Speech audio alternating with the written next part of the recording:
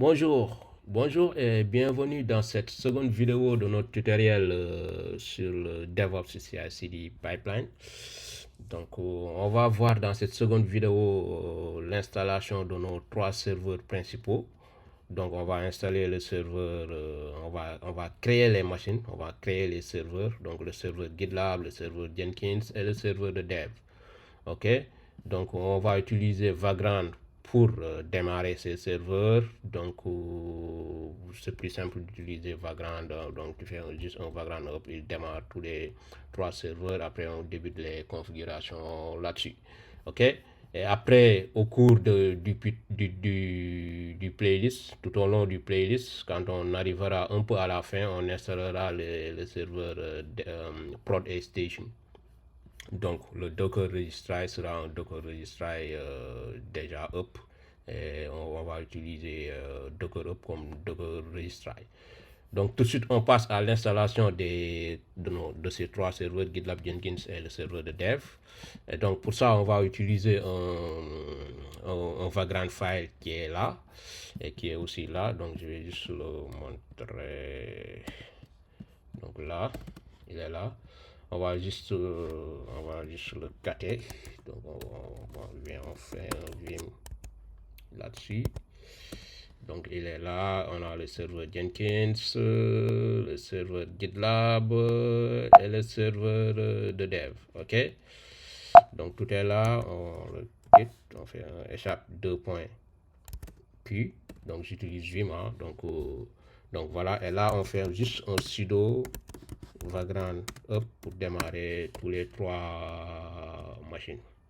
Ok, donc là ça va démarrer les machines.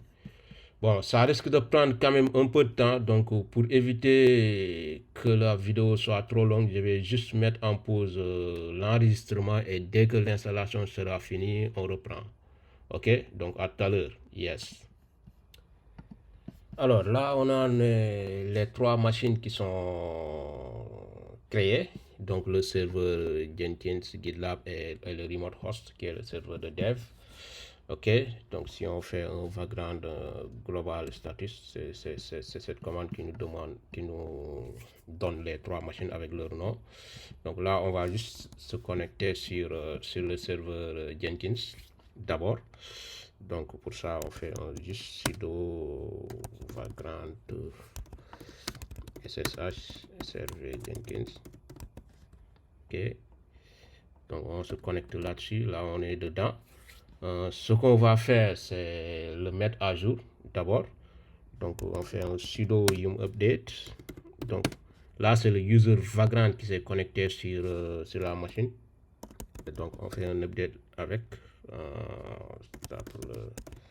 le mot de passe de Vagrant. Donc il nous dit qu'il ne connaît pas, le user Vagrant n'est pas dans n'est pas un user sudos, on va dire. Et donc on va le mettre comme user sudos. Et donc pour ça on se connecte en tant que root. Là on saisit le mot de passe de Vagrant. Là on est root maintenant. On va juste éditer le fichier etc sudos qui pour mettre ce user Vagrant en tant que user sudo. Donc pour ça on l'édite via sudo. Ok, on regarde là où on passe le user parmi les users sudo. Donc voilà, il est là. Donc on va juste copier cette ligne avec y pour dire copier sous VI ou sous Vim. Et sur la ligne juste en deçà, on saisit P pour dire coller. Et à partir de là, on entre en mode insertion pour signifier le user, qui sera ici le user Vagrant. Et avec ça, le user Vagrant deviendra un user sudo et on pourra utiliser la commande sudo pour toutes nos commandes qu'on va utiliser à travers le user Vagrant. Ok, donc on enregistre échappe 2.wq. Ok, à partir de là, on exit en tant que root, en tant qu'utilisateur root. À partir de là, on peut relancer notre sudo yum update pour mettre à jour la machine. Ok, yum update.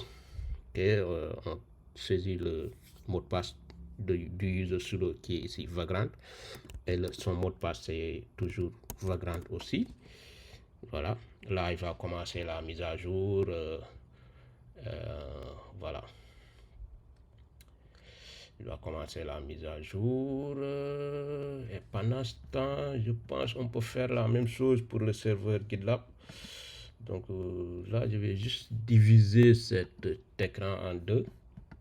Bon, d'abord là on lui dit yes, et là voilà, là on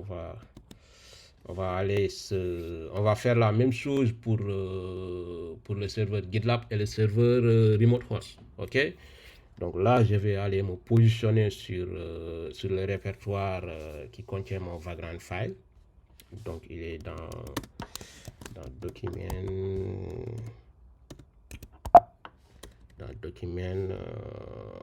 document Vagrant file, ensuite lab S1. Ok, donc c'est ici.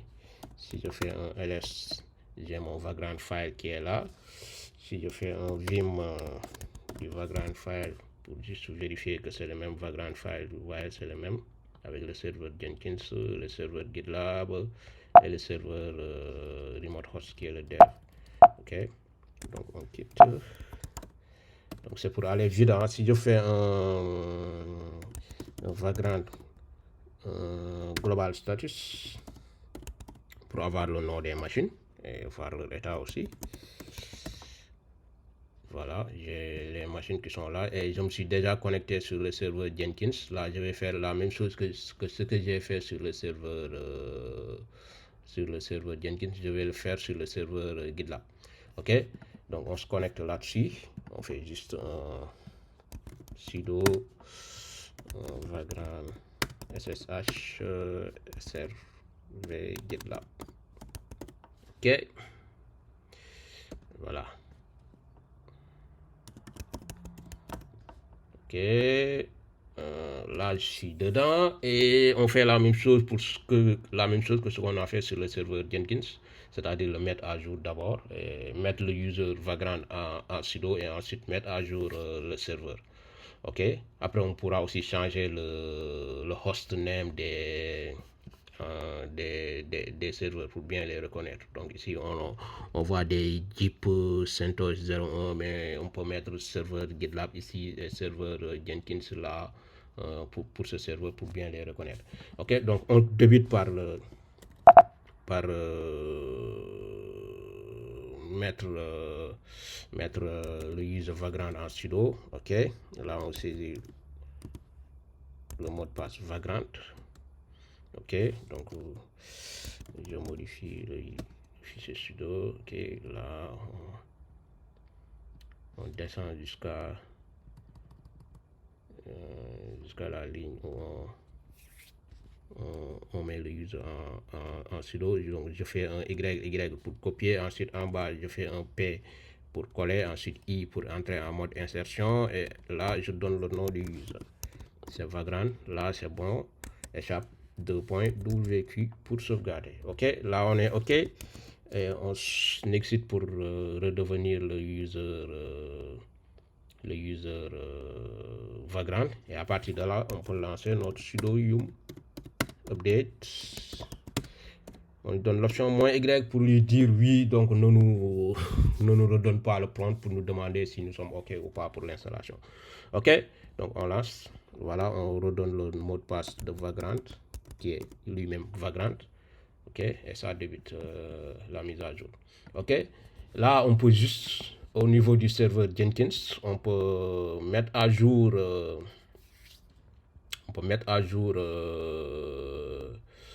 le nom du serveur, donc le hostname qui est là.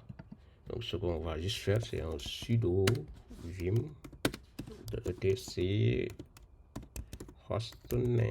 Ok, oui, il n'y a pas de vim, on l'a pas installé, donc on utilise un vi. Ok, donc on est là, On met un i pour entrer en mode insertion. Ensuite, là, on donne le nom du serveur SRV Jenkins. OK. Là, c'est bon. Échappe 2.wq pour enregistrer et quitter. Là, c'est bon.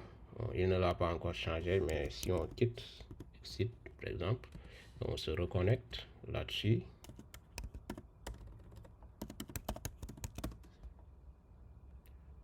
Voilà, bon, il n'a pas changé, mais si on requitte, parce que c'est un bug que j'avais noté sur l'image qu'on utilise, mais une fois qu'on se reconnecte une deuxième fois, voilà, il va changer.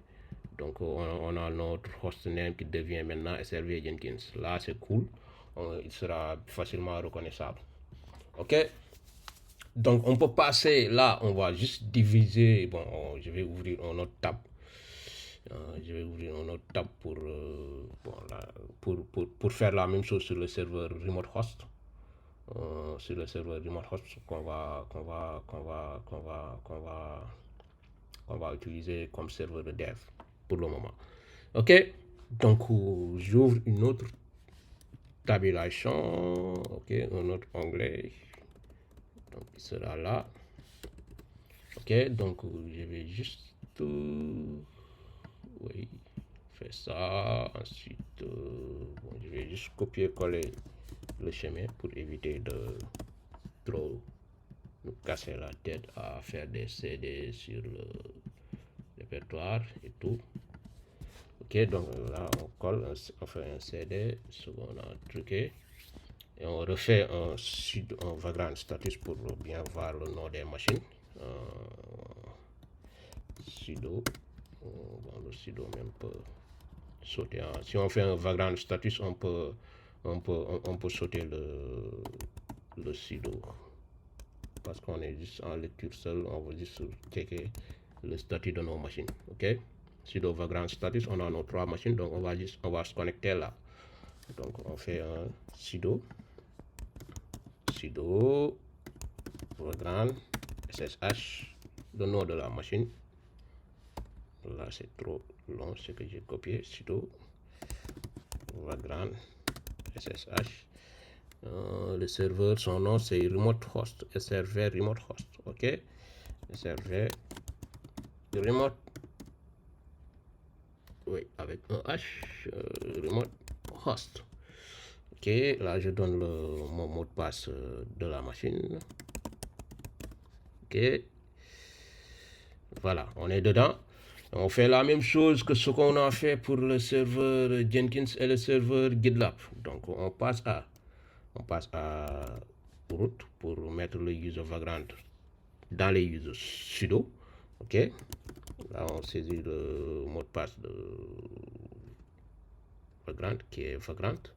OK, là on édite le user etc users etc sudos. OK,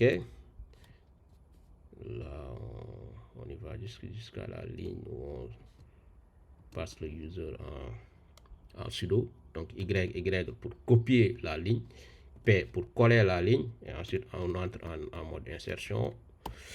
On donne le nom du user qui est vagrant. Voilà, là on sort, on enregistre un kit échappe 2.wq. Voilà. Par la même occasion, on peut éditer le fichier etc,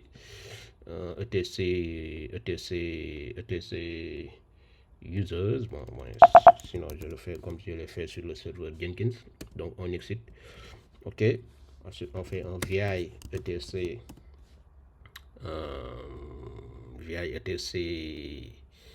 etc hostname. Oui, host name vi etc c'est host name. Voilà. OK, on fait celui-là, son nom c'est SRV remote host, SRV remote host ou SRV dev. Donc c'est la même chose, hein, parce que c'est le serveur de dev. Donc ou bien même, attends, je le nomme SRV dev, c'est mieux, c'est plus ça, ça va respecter les noms qu'on a mis dans la structure. OK? Échappe 2.wq pour enregistrer. Échappe, oui, il me dit quoi? Échappe 2.q, échappe 2.kit. OK, là, je suis, ça passe pas parce que je suis comme user Vagrant. Je suis le user Vagrant et je veux modifier ce fichier sans lui passer le sudo. Donc, il faut lui passer le sudo parce que sinon, je n'aurai pas les droits. OK. Voilà. Là, on donne le nom du serveur, le serveur dev. On va mettre un serveur dev, échappe 2.wq pour enregistrer. Là, c'est bon, c'est passé. Et on va vérifier tout à l'heure que il va changer le nom. Mais pour le moment, changeons, mettons à jour la machine avec le sudo yum update, avec l'option -y pour lui dire yes à tout. OK, donc on passe. Là, on vérifie juste si tout est OK sur notre serveur.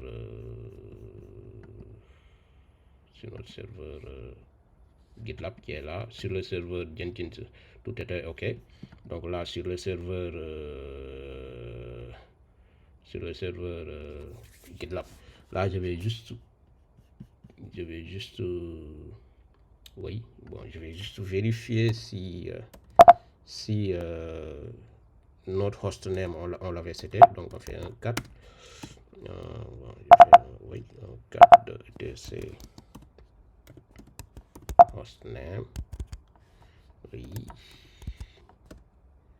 on ne l'avait pas encore seté, donc on ne l'avait pas encore seté. On ne l'avait pas encore seté ou bien on l'avait seté. Bon, de toute façon, c'est pas grave. On le set. Sudo vi etc host, oui, hostname. OK. Le mot de passe de Vagrant, c'est Vagrant. OK. Voilà. Là, son nom, c'est srv GitLab. srv GitLab. Voilà. On sauvegarde et on quitte. Échappe 2.wq. Voilà. Là, si on fait un exit et qu'on se reconnecte dedans, ça passe pas encore, mais si on le fait une deuxième fois et qu'on se reconnecte, on verra que voilà, ça passe. Le nom est changé. Donc là, c'est bon. Je peux juste quitter là. Après, je vais l'ouvrir dans un autre onglet. Ça sera beaucoup plus clair pour tout le monde et plus convivial aussi. Plus facile à voir côté tuto. Donc là, je fais un exit. Je ferme cette fenêtre. OK. Là, j'en ai un deuxième là. Donc, je vais juste faire un commande T pour créer un deuxième. Là, on est sur le serveur remote host. Là, on va prendre celui-là comme le serveur.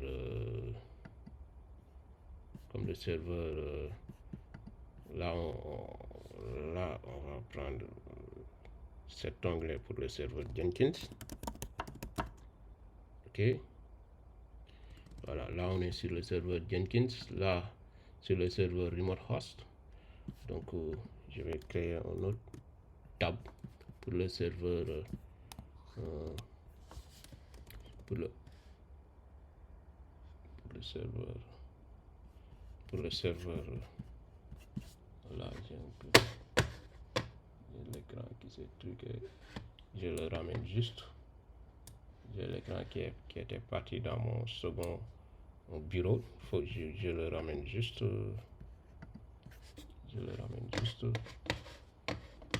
Juste dans mon bureau principal. OK, là, voilà. Voilà, il est bien positionné là. Là, c'est bon. On a notre serveur Jenkins là, le remote host là. Et là, cet onglet, on va le prendre pour le serveur.